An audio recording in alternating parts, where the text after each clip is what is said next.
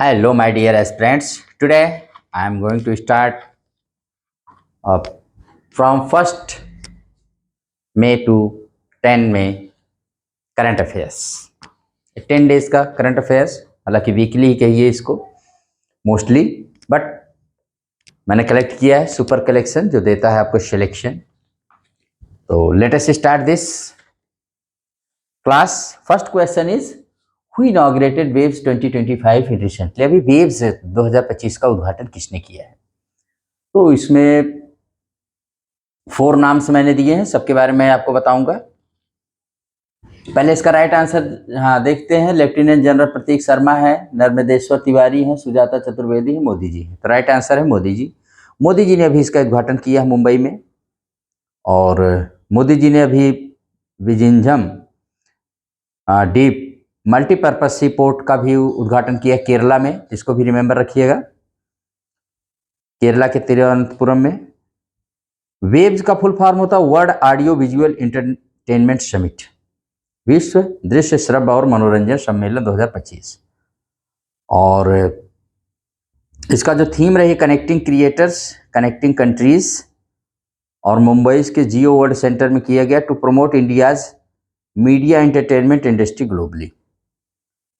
यहीं पर मोदी जी ने एक वर्ड का प्रयोग किया, क्या? Orange economy. ऑरेंज इकॉनमी को क्रिएटिव इकॉनमी कहते हैं, और ये संबंधित होती है इसमें fashion, designing, animation, gaming, digital content, architecture, सांस्कृतिक पर्यटन, माने सब कुछ आ जाता है, मनोरंजन, जितनी भी प्रकार की, इसको ऑरेंज या क्रिएटिव इकोनॉमी कहते हैं। और उन्होंने कहा कि भारत को इसका हब बनाना है। ये आप रिमेंबर रखिएगा। और नाम जो इसमें आए थे मैं आपको उसके बारे में थोड़ा सा बता दे रहा हूं। एक नाम आया था जो पहला, लेफ्टिनेंट जनरल प्रतीक शर्मा। ये appointed as general officer commanding in chief of the Indian army's northern commander. Northern command के ये क्या बनाए हैं? कमांडिंग इन चीफ बनाए गए हैं। और नर्मदेश्वर तिवारी जो है vice chief of the Indian air force के वाइस चीफ बनाए गए हैं। Sujata Chaturvedi appointed as the UPSC member by president. और बहुत सारी सुजाता चतुर्वेदी बहुत ही लर्नेड वुमन है। तो ये पहला क्वेश्चन हो गया। दूसरे पर, where is Similipal national park located. तो ये अभी अपने भारत देश का 107वां नेशनल पार्क बना है, और उड़ीसा राज्य का 2nd नेशनल पार्क है। तो कौन से स्टेट में है भाई? उड़ीसा मैंने पहले ही बता दिया। तो वेस्ट बंगाल, त्रिपुरा, केरल। तो देखिए वेस्ट बंगाल में अभी दीघा में वहाँ की जो चीफ मिनिस्टर हैं वो वेस्ट बंगाल की, उन्होंने दीघा में एक मंदिर का उद्घाटन किया जिसका नाम उन्होंने रख लिया जगन्नाथ धाम। इसको लेकर उड़ीसा में थोड़ा सा विवाद हो गया है, क्योंकि उड़ीसा में जगन्नाथपुरी धाम बहुत पहले से है, उन्होंने नई मंदिर का उद्घाटन कर दिया है। तो इसको कहा जा रहा है कि आप इसका नाम थोड़ा बदल दीजिए। दोनों में विवाद हो गया है इसको लेकर। और त्रिपुरा रंगाचेरा यहाँ का एक गांव है। अब Tripura became the first green village with solar energy and safe water access. It was possible through the initial of the state government. Tripura जिसकी राजधानी अगरतला है। और कर्नाटका अभी त्रिशूर पूरम फेस्टिवल यहाँ पर मनाया गया। कौन से? हिस्टोरिक फेस्टिवल है वादा कमुन्नाथन टेम्पल में, त्रिशूल, केरल में। और वहीं पर अभी मैंने बताया मोदी जी ने विझिंजम डीप वाटर मल्टीपर्पज सी पोर्ट का, जो भारत का पहला डीप वाटर माने सी पोर्ट है, उसका भी उद्घाटन उन्होंने किया है। ये दोनों क्वेश्चन हो गए। तीसरा देखिए, who was top when was tops launched by central government. Tops government के द्वारा कब लॉन्च किया गया था? टॉप्स योजना जो है, टॉप्स स्कीम। तो जानते रहिए कि इसका राइट आंसर देखिए सितंबर 2014 है, 2019 है, 7 मई 2025 है, नन है। तो राइट आंसर है सितंबर 2014 में। इसमें टॉप्स का मतलब समझिए, टॉप्स का फुल फॉर्म होता है टारगेट ओलंपिक्स पोडियम्स स्कीम।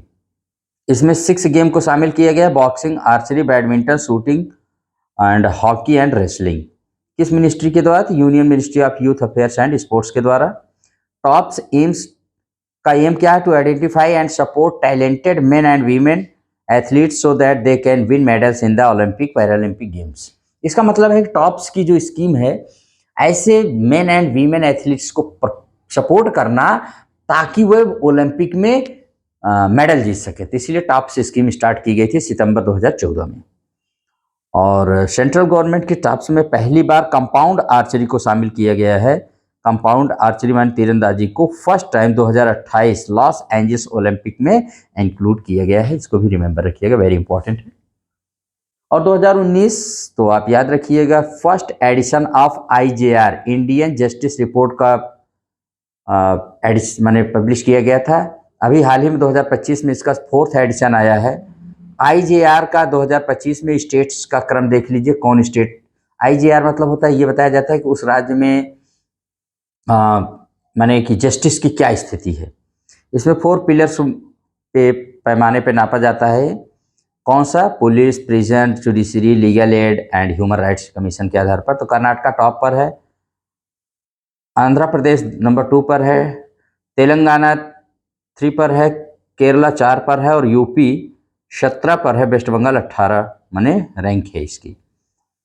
और 7 मई 2025 को मॉक ड्रिल किया गया इन 22 भारत के 1971 के बाद इतने बड़े स्तर पर भारत में पहली बार मॉक ड्रिल। मॉक ड्रिल माने होता है युद्ध के लिए तैयारी, युद्ध जैसी स्थिति के लिए तैयार करना अपने नागरिकों को। तो सिविल डिफेंस के तरह किया गया, मॉक ड्रिल किया गया। ये कौन सी मिनिस्ट्री द्वारा? तो याद रखिएगा, मिनिस्ट्री ऑफ होम अफेयर्स के द्वारा। और इतने बड़े पैमाने पर किया गया। और इसी दिन ही भारत सरकार ने 22 अप्रैल 2025 पहलगाम के वैसारन घाटी में टूरिस्ट की हत्या करने वाले दहशतगर्दों, आतंकवादियों के खिलाफ उस देश के ऊपर ऑपरेशन सिंदूर चलाया, जिसको हम पाकिस्तान कहते हैं। और उसमें बहुत सारे आतंकियों को मार गिराया गया। तो दोनों एक दिन साथ ही हुआ और रात में हुआ, और ये दिन में मॉक ड्रिल किया गया। और भाई 1:05 पर से 1:30 तक ऑपरेशन सिंदूर के तहत कई आतंकियों के ठिकानों को 9 terror camps were destroyed completely by the Indian army. इसको आप रिमेंबर रखिएगा, दोनों डेट सेम है, मॉक ड्रिल की, ऑपरेशन सिंदूर को। और अब जो भारत और पाकिस्तान के बीच चल रहा है, एक तरह से एस्केलेशन बढ़ रहा है, या तो ऑपरेशन सिंदूर ही रहेगा जब तक चलेगा, क्योंकि भारत पाकिस्तान भी बौखलाया हुआ है। वो भी जितना उससे कर पा रहा है कर ही रहा है, भले बर्बाद हो रहा है लेकिन वो कर रहा है। तो अब ऑपरेशन सिंदूर इज ऑन, ठीक है। और भारत ने भी निर्णय किया है कि आतंकवादियों की खैर नहीं है भारत से। अब भारत अपना रियल फेस दिखा रहा है कि हम क्या हैं। हम शांति के पुजारी हैं, लेकिन हम शक्ति का भी प्रयोग करते हैं अगर कोई हमारी सॉवरेनिटी या डिग्निटी से खिलवाड़ करता है तो ऑपरेशन सिंदूर जानते हैं, उन माँ, उन बहन बेटियों के जिनके सुहाग उजाड़े गए थे आतंकवादियों के द्वारा, उन्हीं को समर्पित ये ऑपरेशन भारत सरकार के द्वारा शुरू किया गया है। उसके बाद आ जाता है तीसरा question, who is reelected as the PM of Australia. Australia के कौन से री इलेक्टेड किए गए, फिर से चुने गए हैं प्रधानमंत्री। तो इसमें याद रखिएगा, इसमें ऑप्शन में ए में है कमला प्रसाद और बी में है एंथोनी अल्बनीज, लॉरेंस वोंग और प्रवीण सूद। तो राइट आंसर है एंथोनी अल्बनीज। इनकी पार्टी का नाम है भाई देखिए UNC है, नहीं, हाँ, ये चुने गए हैं एंथोनी अल्बनीज। और सेकेंड टाइम ये प्राइम मिनिस्टर बने हैं वहाँ पर 3 साल के लिए। 21 वर्षों से पहले PM है जो ऐसा कर सके। इनकी पार्टी का नाम है लेबर पार्टी। इनकी पार्टी का नाम है लेबर पार्टी, याद रखिएगा, UNC नहीं। UNC अभी जो आएंगे तो उसका मैं वर्णन बता रहा हूँ। और ठीक है, इन्होंने डिफीट किया पीटर डट्टन को, जो लिबरल पार्टी ऑफ ऑस्ट्रेलिया के हैं। ऑस्ट्रेलिया उन देशों में से है जहां मतदान अनिवार्य होता है, याद रखिएगा, तो इसको भी याद रखिएगा, वेरी इंपॉर्टेंट है। और उसके बाद है कमला प्रसाद। तो कमला प्रसाद जो है ये फर्स्ट फीमेल प्राइम मिनिस्टर बनी त्रिनिदाद एंड टोबैको की, जिसकी राजधानी है पोर्ट ऑफ स्पेन। इनके पूर्वज बताते हैं कि अपने यहाँ इंडियन ऑरिजिन के हैं, मतलब बिहार के बक्सर से संबंधित हैं। तो याद रखिए कमला प्रसाद विशेषर, ये बनी 5 ईयर्स के लिए भी। इनकी पार्टी का नाम है UNC और वहाँ के प्रेसिडेंट है क्रिस्टीन कैंगलू। तो याद रखिएगा ये त्रिनिदाद एंड टोबैको की हैं। और एक है लॉरेंस वोंग, ये सिंगापुर के री इलेक्टेड प्राइम मिनिस्टर फिर से चुने गए हैं, बम्पर जीत इन्होंने हासिल की है 16th जनरल इलेक्शन 2025 में। पार्टी नेम है पीएपी, पीपुल्स एक्शन पार्टी। ये तीनों नाम याद रखिएगा। और एक नाम है इसमें प्रवीण सूद, ये जो सीबीआई के 1 साल के लिए मतलब मई 2026 तक के लिए इनको क्या बनाया गया है, फिर से सीबीआई का निदेशक, माने इनके कार्यकाल को बढ़ाया गया, एक्सटेंडेड किया गया है। इंपॉर्टेंट है, वेरी इंपॉर्टेंट है। नेक्स्ट क्वेश्चन नंबर 5 है, who attended red square parade in Russia from India. किसने अटेंड किया भाई अभी? तो Sanjay Seth, Shivanand Swami, Rohit Sharma, colonel Sofiya Qureshi and wing commander Vyomika Singh. तो राइट आंसर संजय सेठ, जो हमारे यहाँ के रक्षा राज्य मंत्री हैं। क्या है ये? तो इस बार 9 मई 2025 को 80वीं इसकी एनिवर्सरी वर्षगांठ मनाई गई। ये उस समय है जब जर्मनी ने रसिया पर अटैक कर दिया था और रसिया जो है मित्र देश के साथ शामिल हो गया था। और उसी की याद में इसी दिन रसिया ने जर्मनी को हराया था, ठीक है, 9 मई को। तो हर साल ये मनाता है नाजी को हराने के। तो मुख्य परेड जो होती है मॉस्को के रेड स्क्वायर में होती है। और रूस ने द्वितीय विश्व युद्ध में जर्मनी पर मिली जीत को विक्ट्री डे के रूप में मनाता है और विश्व भर के नेताओं को जो उसके माने इनवाइट करता है और सब उसके बहुत बड़ा समारोह होता है, इसमें अपनी शक्ति का प्रदर्शन करता है एक तरह से। इसी को रेड स्क्वायर परेड कहते हैं रसिया का, या विक्ट्री डे परेड कहते हैं। तो इसमें हमारे यहाँ के रक्षा राज्य मंत्री भाग लेंगे। शिवानंद स्वामी एक नाम आया है, ठीक है, हाँ। तो शिवानंद स्वामी जो अभी नाम आया है, ये भी हाल ही में इनकी मृत्यु हो गई है। ये 129 वर्षीय योगाचार्य थे, पद्मश्री से प्राप्त करता थे। इसको आप अच्छे से रिमेंबर रखिएगा। तो बहुत इंपॉर्टेंट रहे हैं ये। और उसके बाद इसमें एक नाम है रोहित शर्मा। रोहित शर्मा जानते हैं क्रिकेटर हैं, बहुत मशहूर क्रिकेटर हैं। इन्होंने अभी टेस्ट क्रिकेट से संन्यास लेने की, रिटायरमेंट लेने की घोषणा की है। और उसके बाद है भाई, हाँ, colonel Sofiya Qureshi and wing commander Vyomika Singh. इन दोनों महिलाओं को याद रखिए, इस समय यही ब्रीफिंग कर रही हैं। ऑपरेशन सिंदूर जो भारत सरकार ने आतंकवादियों के खिलाफ, पाकिस्तान में आतंकवादियों के खिलाफ स्टार्ट किया है, तो उसमें ब्रीफिंग करते, सूचना देती हैं। इस समय यही दोनों दी हैं, दिखाने के लिए भारत सरकार ने कि देखो तुमने हमारी बेटी और बहनों के सिंदूर को उजाड़ा है। हमारे यहाँ पूरे ऑपरेशन की ब्रीफिंग, मैंने सूचना यही दे रही मीडिया को। कौन? Colonel Sofiya Qureshi and wing commander Vyomika Singh. एक तरह से मैसेज वर्ड को देने के लिए कि महिला शक्ति, सशक्तिकरण। और देखिए कैसे भारत की महिलाएं डेली की सूचना ये देती हैं। और जब ऑपरेशन ये स्टार्ट किया गया पहली बार, और अभी भी लगातार ये दे रही है जब तक ये चल रहा है।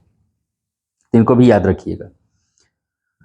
उसके बाद नेक्स्ट क्वेश्चन है, which country recently started operation Sindoor. मैंने कहा कौन सी कंट्री स्टार्ट किया था? India, UK, Germany, USA. जानते हैं भारत ने स्टार्ट किया है against the terrorists of Pakistan, start किया है। और साथ में हमारी बहन बेटियों के सिंदूर का बदला लेने के लिए भी, और उन्हीं को समर्पित भी है। यूके एक नाम आया था। यूके आप जानते हैं यूनाइटेड किंगडम होता है। इंडिया और यूके में अभी अभी फ्री ट्रेड एग्रीमेंट की शुरुआत की गई है, ठीक है। यूके की राजधानी जानते हैं लंदन है। तो दोनों भारत और यूके में अभी अभी फ्री ट्रेड एग्रीमेंट, इसके तहत मतलब बहुत सारी छूट मिलेगी भारत को ट्रेड करने के लिए, जो भी हम एक्सपोर्ट करेंगे। तो दोनों देशों ने किया है। और जर्मनी, फ्रेडरिक मर्ज जर्मनी के 10वें चांसलर बनाए गए हैं, बहुत इंपॉर्टेंट है, इसको याद रखिएगा। और यूएसए के रॉबर्ट फ्रांसिस प्रीबोस्ट, ये पहले व्यक्ति हैं अमेरिका से जो वेटिकन सिटी के पोप बने हैं। पोप का मतलब होता है ये ईसाई धर्म के सबसे बड़े धार्मिक गुरु होते हैं, रिलीजियस होते हैं, याद रखिएगा। और इन्होंने अपना नाम रखा है पोप लियो 14, यानी पोप लियो 14वें अपना नाम रखा है। और वेटिकन सिटी के नए पोप बने हैं। तो याद रखिए रॉबर्ट फ्रांसिस प्रीवोस्ट जो अमेरिका के हैं। ठीक, ये 4 नाम आपके यहाँ पर यूएसए तक कंप्लीट हो गए। उसके बाद है who recently inaugurated Bharat telecom 2025। किसने अभी इनॉग्रेट किया है? तो Jyotiraditya Scindia, Narendra Modi and Prakash McAdam, doctor Abbas Araghchi. तो राइट आंसर है ज्योतिरादित्य सिंधिया ने इसको इनॉग्रेट किया है, भारत टेलीकॉम 2025। और नरेंद्र मोदी जी ने अभी खेलो इंडिया यूथ गेम्स 2025 का बिहार में उद्घाटन किया है, इसको भी रिमेंबर रखिएगा। प्रकाश मैकडम ये जो बनाए गए हैं ये recently appointed as the MD माने मैनेजिंग डायरेक्टर ऑफ एनएफडीसी के बनाए गए हैं। और डॉक्टर अब्बास अरागची ये क्या बनाए गए हैं, तो डॉक्टर अब्बास अरागची जो हैं ये ईरान के फॉरेन मिनिस्टर हैं जो अभी अभी भारत में क्या किए हैं, विजिट किए हैं और भारत और ईरान के बीच में एमओयू साइन हुआ है। हालांकि ईरान ने ये भी ऑफर किया कि भारत और पाकिस्तान के बढ़ते हुए एस्केलेशन के बीच मीडिएटर बनने के लिए, मध्यस्थता करने के लिए तैयार है। देखिए क्या होता है। उसके बाद है question number 8, which state is holding the 2025 Saif under 19 championship for the first time. कौन सा स्टेट पहली बार ये कर रहा है? तो अरुणाचल प्रदेश, मध्य प्रदेश, बोथ, नन। तो राइट आंसर है अरुणाचल प्रदेश, जो हमारे 7 सिस्टर्स में आता है, जिसकी राजधानी ईटानगर है। पहली बार सैफ अंडर 19 का माने आयोजन कर रहा है, तो इसको रिमेंबर रखिएगा, very very important. Madhya Pradesh आया तो यहाँ महाराष्ट्र आया, तो महाराष्ट्र के बारे में जान लीजिए कि अहिल्याबाई होलकर की 300वीं 300th बर्थ एनिवर्सरी पर महाराष्ट्र गवर्नमेंट ने महिला केंद्रीय सशक्तिकरण के लिए आदिशक्ति अभियान चलाया है। आदिशक्ति अभियान चलाया है। और वहाँ पर अभी एक मीठी नदी बहती है जो मुंबई में बहती है, महाराष्ट्र की राजधानी मुंबई में, वो भी न्यूज में रही है, तो इसको भी आप याद रखिए। मीठी नदी अगर आ जाए कहाँ पर है, तो महाराष्ट्र के मुंबई में ये बहती है मीठी नदी। वेरी वेरी इंपॉर्टेंट है मीठी नदी। और उसके बाद है संथारा सिस्टम इज रिलेटेड टू। संथारा प्रथा अगर आ जाए कि किस धर्म से संबंधित है, जैनिज्म, बुद्धिज्म, हिंदुइज्म, नन। इसका राइट आंसर जानती है जैनिज्म। जैन धर्म से संबंधित शब्दावली है। जैन धर्म में संथारा को संलेखना या समाधि मरण भी कहा जाता है। क्या है संथारा? संथारा जान लीजिए। संथारा जैन धर्म की प्राचीन प्रथा है जिसके तहत कोई व्यक्ति अपने अंतिम समय का आभास होने पर मृत्यु का वरण करने के लिए अन्न, जल और सांसारिक वस्तुएं त्याग देता है और धीरे धीरे वो मृत्यु को प्राप्त हो जाता है। चंद्रगुप्त मौर्य को भी बताता है कि इसी विधि से उन्होंने अपना प्राण त्यागा था। ठीक है। और हालांकि राजस्थान हाई कोर्ट ने इस प्रथा को दंडनीय अपराध करार दिया था 2015 में। आईपीसी की 306 आत्महत्या के लिए उकसाना और 309 आत्महत्या का प्रयास के तहत इसको दंडनीय अपराध घोषित किया था।